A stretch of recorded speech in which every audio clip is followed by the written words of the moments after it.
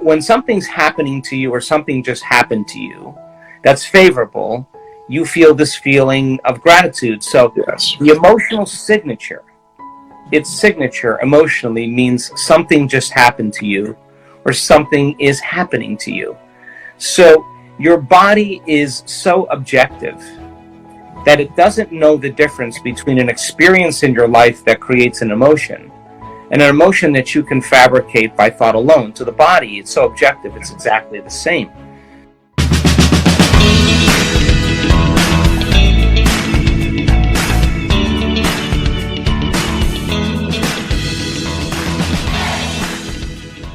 You know, I think that the moment we switch on that system for alert or for emergency, we alter ourselves in some way.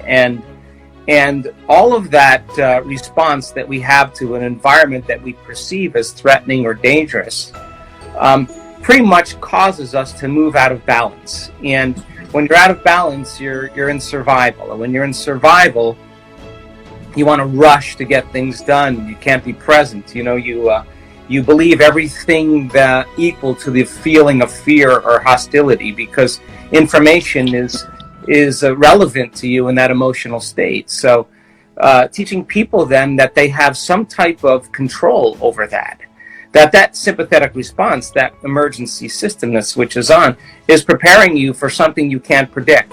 Yeah. Something that's an unknown, something that you can't control. And that survival system causes us to move more into our animal nature.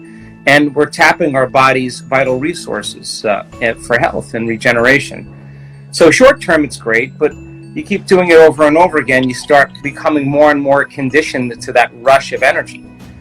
So teaching people how to self-regulate, teaching them how to move back into the present moment, teaching them that they can shorten their responses. It's really not that you react. I mean, we all react. The question is, how long are you going to react for? Because if you keep that reaction going, then you can't perceive any change in your environment.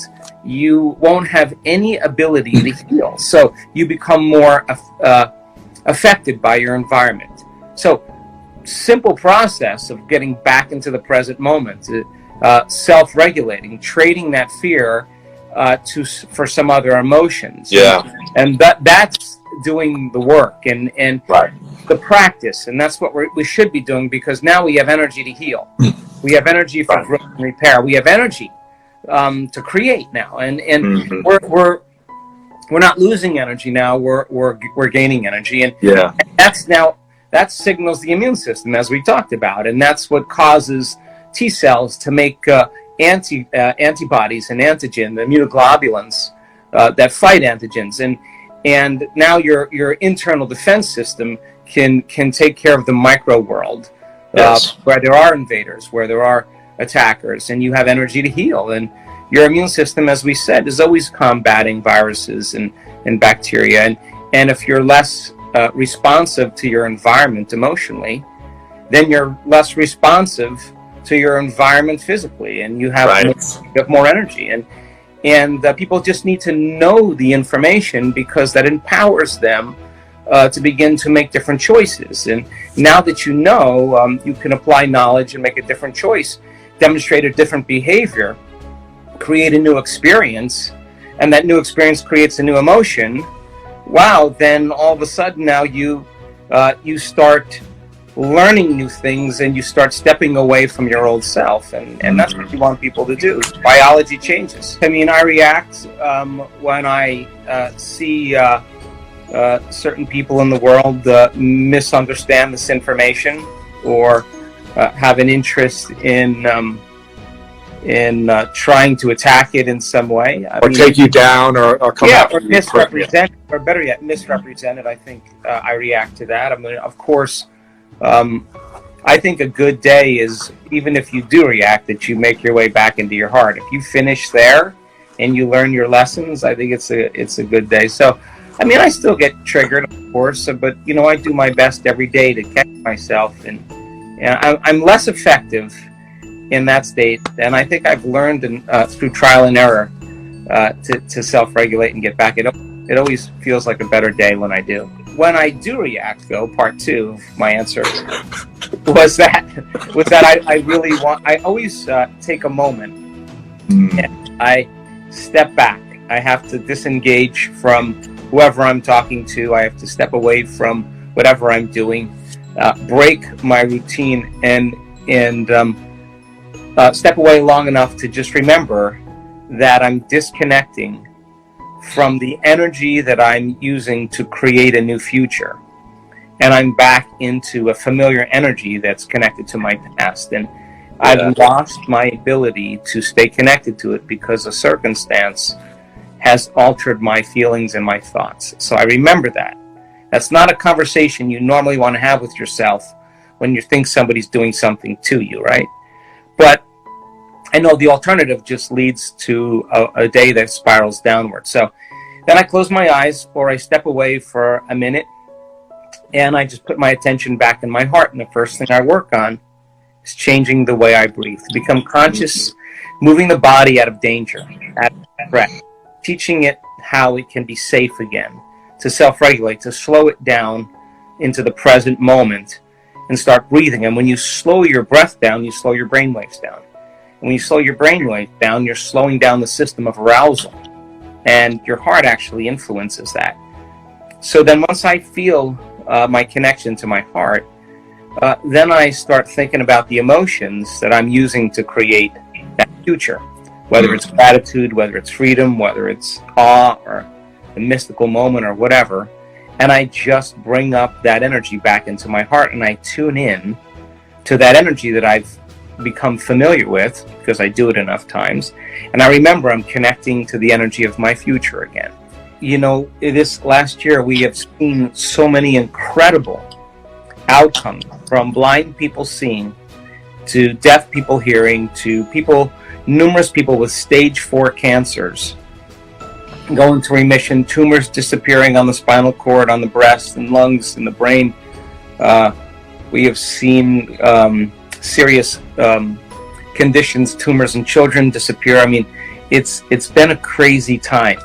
But I can tell you a quick story about a woman who is a nurse in London, and she had a stroke, and it was right under the optic nerve, and it caused blindness in the left lower quadrant in both eyes, like from 6 o'clock to 9 o'clock. She was clinically blind as a result of the stroke, and she lost her driver's license.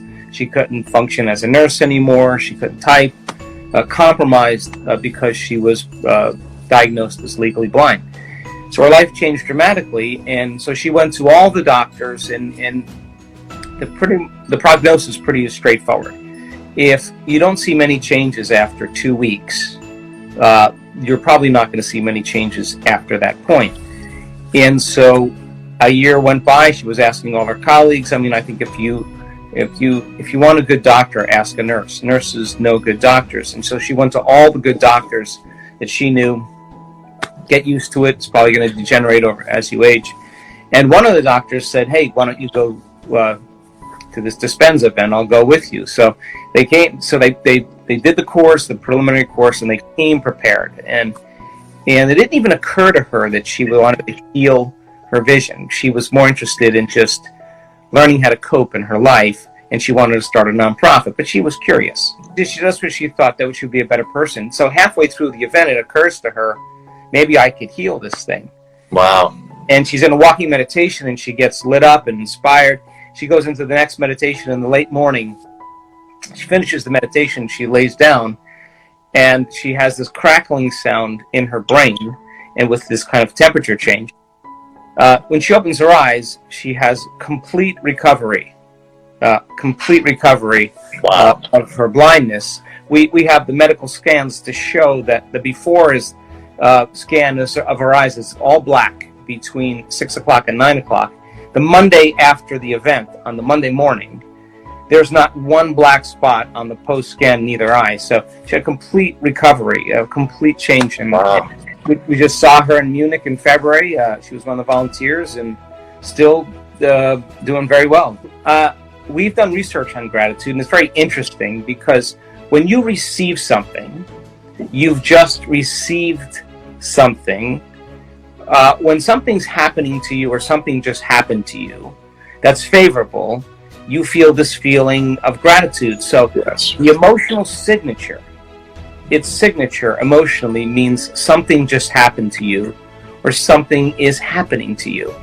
So your body is so objective that it doesn't know the difference between an experience in your life that creates an emotion and an emotion that you can fabricate by thought alone. To the body, it's so objective, it's exactly the same.